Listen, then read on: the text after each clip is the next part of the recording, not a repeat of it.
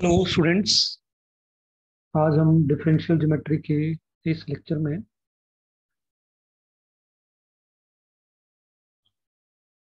Fundamentals form of surface पढ़ेंगे।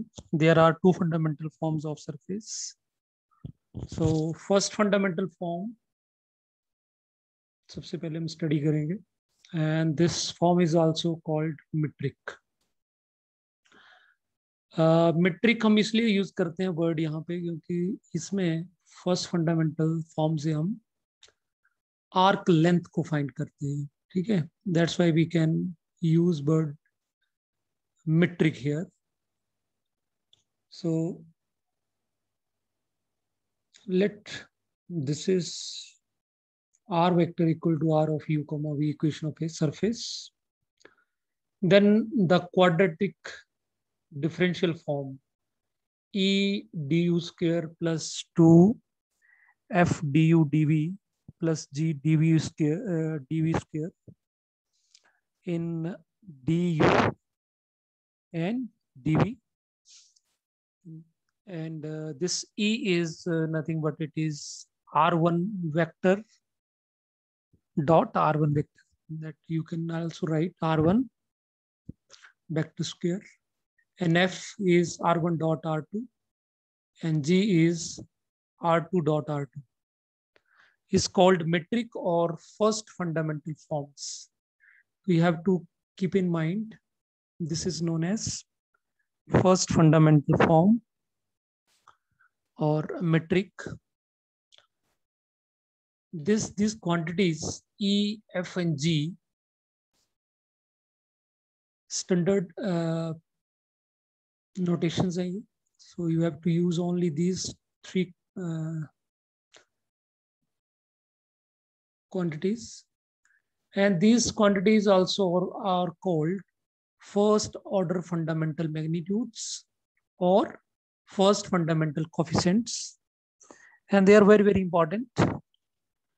And generally these EFG varies point to point on the surface, as because R is depending upon U and V, and her point के ऊपर U और V की value में change होगी, parameter अपनी value change करेगा, तो डेफिनेटली EFG की भी वैल्यू वेरी करेगी। तो ये फॉर्म ड्राइव कैसे होगी इसके बारे में बात करते हैं पहले। So geometric interpretation of this metric, we first of all we consider a curve on the surface, and the equation of curve is u is equal to u of t and v is equal to v of t on the surface r equal to r of u comma v. U and v are parameters, and we take the two neighboring points p and q. So p का हमने position vector r vector मान लिया, और जो q का position vector है that is r vector plus dr vector. Okay, this is p and this is q, and p के reference में p के जो पॉइंट p के ऊपर जो पैरामीटर्स होंगे that will B u and v, and जो q के ऊपर जो पैरामीटर्स होंगे that will B u plus du and v plus dv.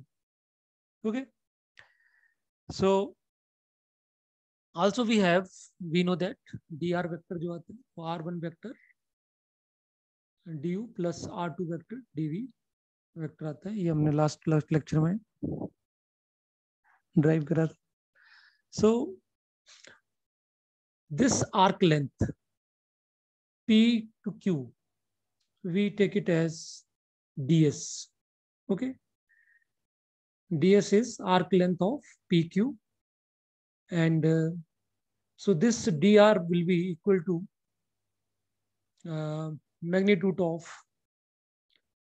dr vector.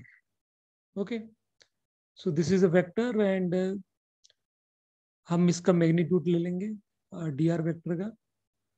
सो आपको भी लग रहा होगा कि dr कैसे है, तो देखो अगर हम इस पॉइंट p से अगर हम पोजीशन वेक्टर इस तरह से हम ड्राइव करें, सो ऑटोमेटिकली इसका पोजीशन वेक्टर ऐसे बन गया और इसका पोजीशन वेक्टर ये बन गया.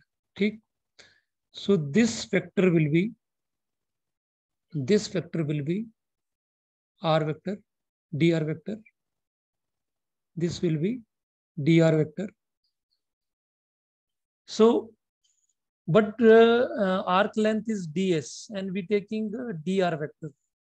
What this ds is very very small. ये P और Q जो है ये बहुत ही नेबरिंग पॉइंट्स है. So अगर they are neighboring points and very close to each other, then definitely dr ds will be equal to magnitude of dr vector. Mean to say difference between these two curves, ये length और इस length के बीच में जो difference होगा that will be very negligible. So that's why we take dr vector का magnitude ले लिया ds के लिए, और हम दोनों तरफ स्क्वायर करें तो we can take dr dot dr. So we would just putting the value of dr vector and we taking the dot product. So finally we get this one. So this quantity is E, and this is our F vector, and this is our G vector. So ds square is equal to E du square plus 2F du dv plus G dv square. So ds is infinitesimal distance. Infinitesimal का मतलब हुआ very very small distance. Infinitesimal distance, very small, from point u comma v to u plus du comma v plus dv. So name metric is assigned to the first fundamental form as mainly it is used to calculate the arc lengths of the curves on the surface. तो surface के ऊपर जब भी हमें किसी curve का arc length find out करना होगा, then we will use first fundamental and their corresponding coefficients. Also, the arc length S and parameter T also related by this formula. So if you want to write in terms of S and T, then we can write ds over dt का whole square is equal to E into d over dt का whole square plus 2f du over dt into dv over dt plus g dv over dt square. So this is the relation between S and T. One more special case is if we take parametric curves. So parametric curves में आपको पता है कि उसमें या तो U curve होगा या V curve होगा. तो U curve में जैसे हमने यहाँ पे मान लिया कि U constant है, ठीक है, U constant है तो डेफिनेटली du 0 होगा. अगर इस पैरामीट्रिक फॉर्म में अगर हमारे पास du 0 हो जाएगा तो d एक ही कोएफिशिएंट बचेगा अगर हमारे पास, क्योंकि फर्स्ट और सेकंड टर्म दोनों में du एग्जिस्ट कर रहा है तो डेफिनेटली एक ही बचेगा. एंड अगर हम दूसरी कर्व लेते हैं v इक्वल टू कांस्टेंट लेते हैं तो definitely ds square will be e du square. So this is the special cases when we take U curve or V curve. So now one more about these coefficients E, F, G, and H. The relation between these coefficients. So we know the formula of R1 cross R2 is equal to magnitude of R, magnitude of R2 and sine of theta. तो मैंने यहाँ पे magnitude ले लिया, otherwise हमें यहाँ पे vector multiply करना पड़ता है, unit vector that will B perpendicular to R1 and R2. So that's why we're taking magnitude on both sides. So unit vector का magnitude 1 हो जाएगा. So if we squaring both sides, what we get R1 square, R2 square and sine square theta. Sine square theta को हम ले सकते हैं 1 minus cos square theta. And you know this theta is nothing but it is an angle between R1 vector and R2 vector. What my point? So you know अगर इन दोनों के बीच में है तो cos थीटा की वैल्यू हम इस तरह से भी डिफाइन कर सकते हैं, R1 dot R2 divide by R1 magnitude R2 magnitude. तो स्क्वेयरिंग है तो ऑब्वियस है यहाँ पे हमारे पास इसका स्क्वेयर हो जाएगा, यहाँ पे स्क्वेयर हो जाएगा. So we just putting the value of cos theta here. So जब हम ब्रैकेट ओपन करेंगे तो ये मैग्नीट्यूड इससे कैंसिल हो जाएगा. Finally we get this one. So this is EG minus F square. ये आपका E आ गया, ये हमारा G आ गया, and this is R1 dot F होता है, सो स्क्वायर हो गया. So this is the relation.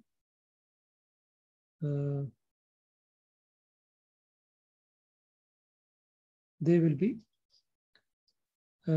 EG और माइनस F जो है वो ऑलवेज पॉजिटिव रहेगा कि EG पॉजिटिव होंगे for when E and EG are positive. ठीक, अगर ये दोनों नेगेटिव हो गए तब भी ये आपके पास पॉजिटिव हो जाएगा. एक नेगेटिव एक पॉजिटिव तब प्रॉब्लम होगी. और ये तो है, इसका तो हमें पता ही है, इसका मैग्नीट्यूड हम क्या मानते हैं, H. So it will be, this is H square equal to this one. So this is the relation between EF and EF, G and H. So is always positive quantity and H is taken to be positive square root of EGF. तो जब भी हमें H find out करना होगा तो H हम क्या लेंगे, square root of EG minus F square. Okay. One more properties. There are two properties of this metric. One is metric is a positive quadratic form in DU/dV. This is positive. Okay. How it is positive? Let's see. Since E is positive, E positive होगा definitely. R1 dot R2. ठीक, एक तरह से वो square हो गया तो positive होगा. सो इसका मतलब अगर पॉजिटिव है तो हम जीरो नहीं है, एक तो दोनों तरफ हम यहाँ पे ई से डिवाइड कर सकते हैं. तो ई से डिवाइड कर दिया और ई से मल्टीप्लाई कर दिया. ठीक, सो अगर हम इन फैक्टर्स को देखें, परफेक्ट स्क्वायर बनाएं, तो ये बन गया A E D U A square. और अब हमें चाहिए v चाहिए, तो v को आपने लिया F D V. So oops हमें माइनस भी करना पड़ेगा, तो F square D V square हमने माइनस कर दिया. सो प्लस 2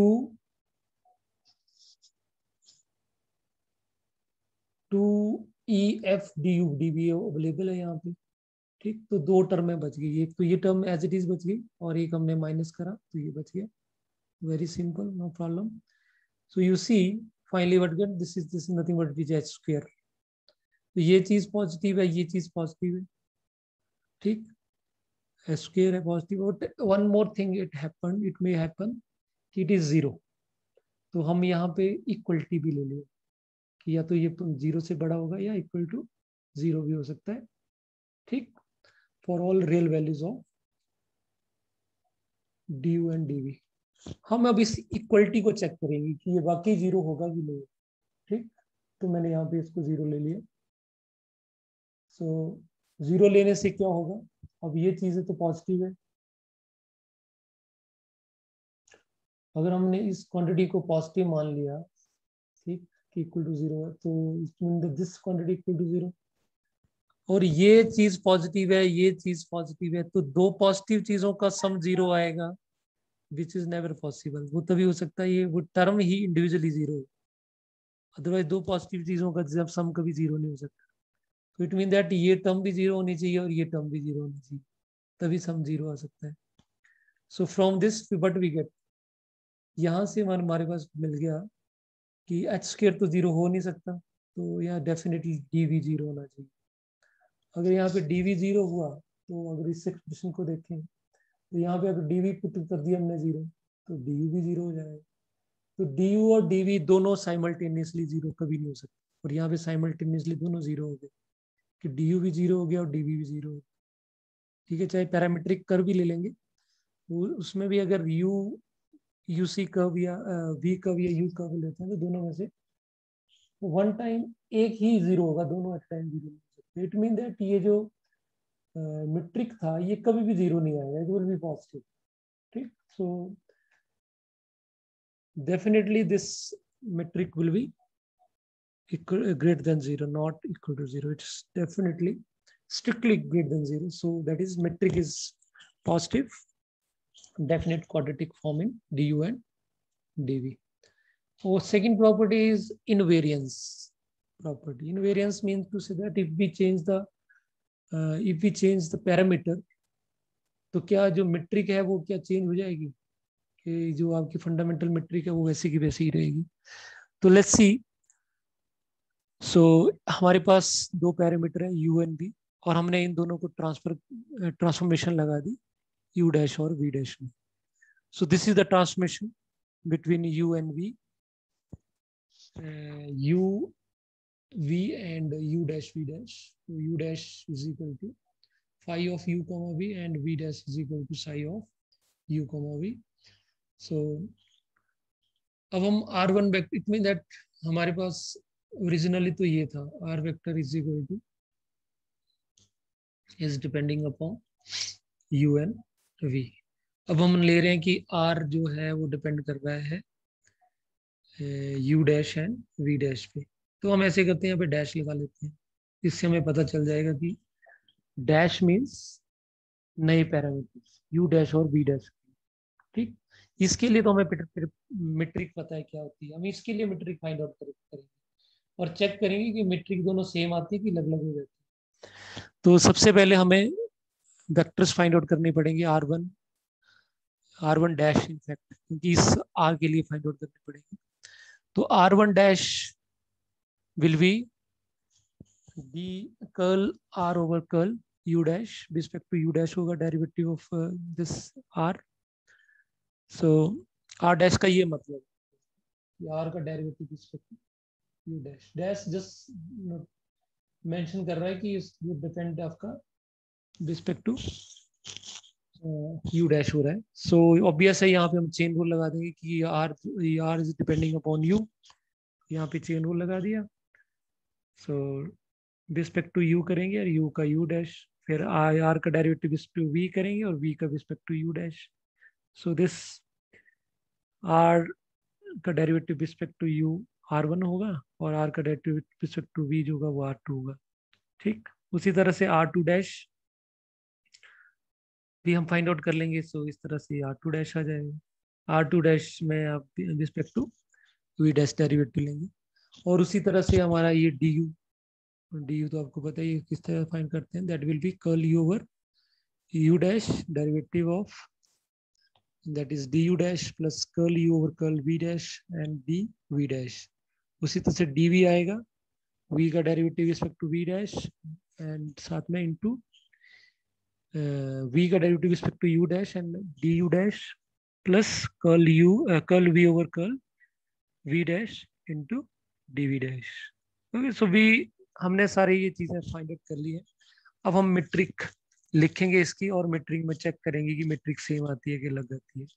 सो हमने ये मेट्रिक ले ली in new parameters u dash and v dash. We just putting the dashes, nothing else. So dashes होंगी तो ऑब्वियस है e डैश आपके पास आ जाएगा r1 डॉट r1 डैशेस.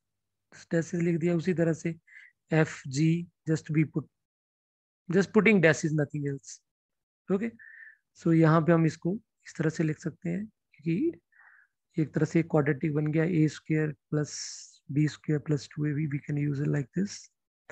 अब r1 डैश का एक्सप्रेशन अभी मैंने फाइंड आउट कर पर ये वाला, तो इस एक्सप्रेशन को हम यूज कर सकते हैं और r2 डैश के लिए ये एक्सप्रेशन यूज कर सकते हैं.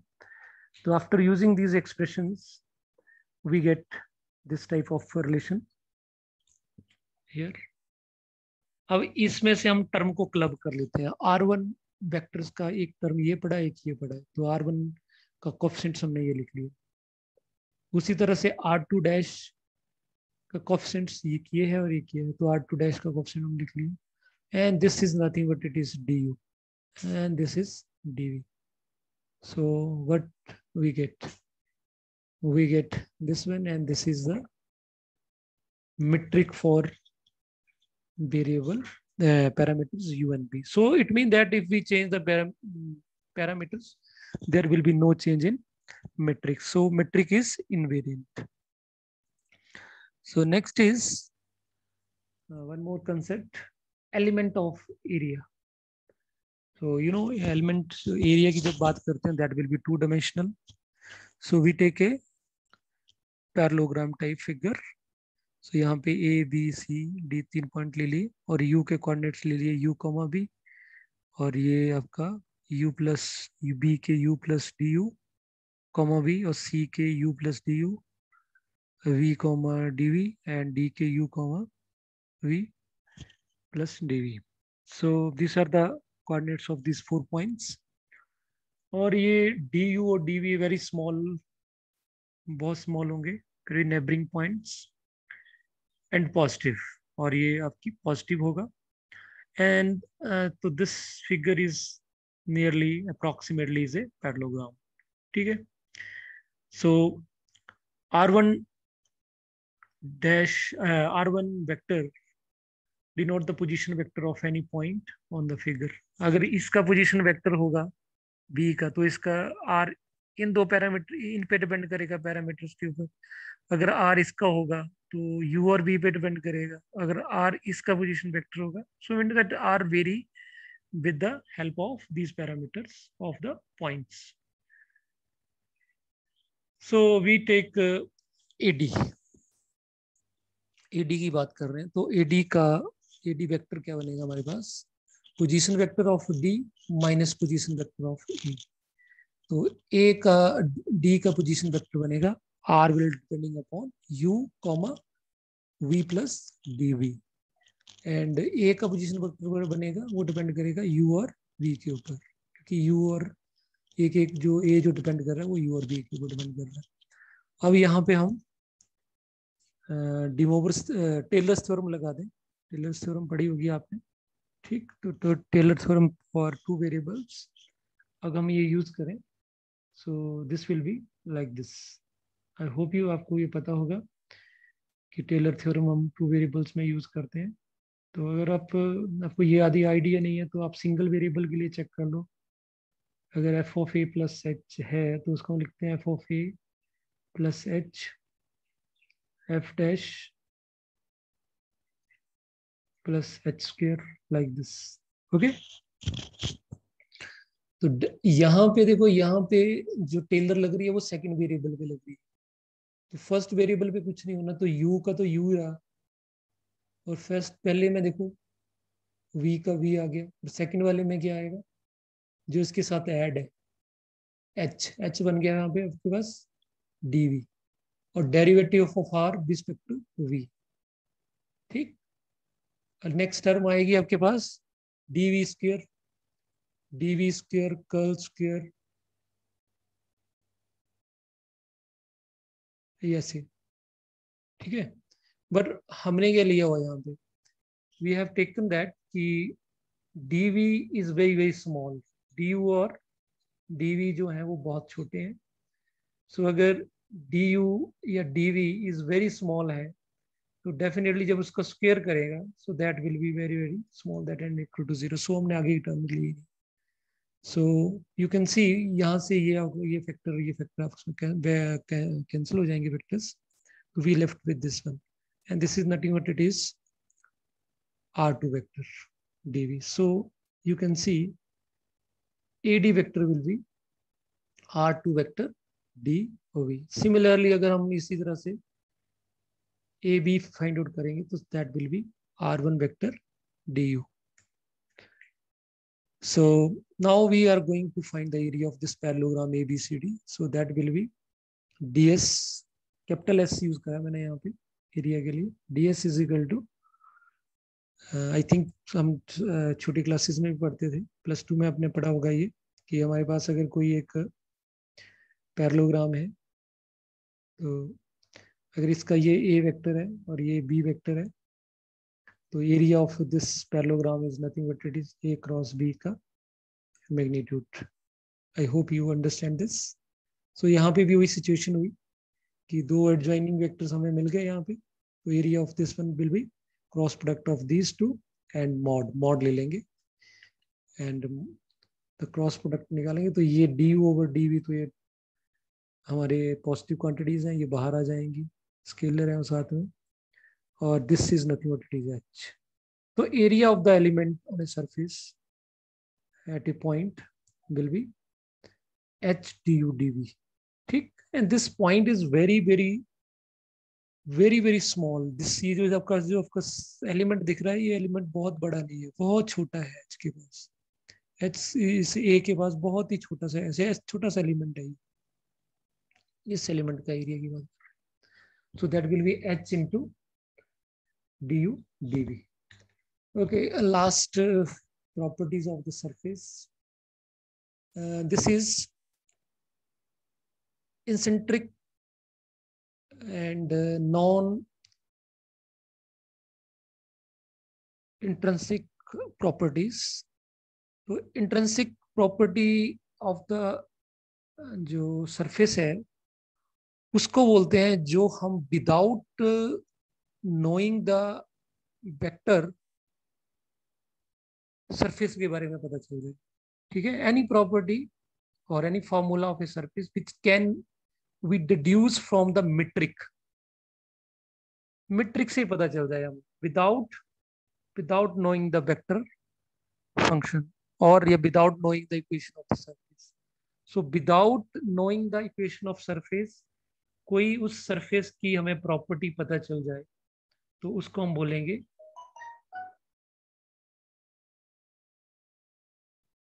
Intrinsic property of the surface. Otherwise जो प्रॉपर्टी हम इक्वेशन ऑफ सरफेस से फाइंड आउट कर रहे हैं, सो that will B non eccentric property of the surface. तो आई होप कि you will understand this eccentric and non-eccentric property of the surface. So thank you for this lecture.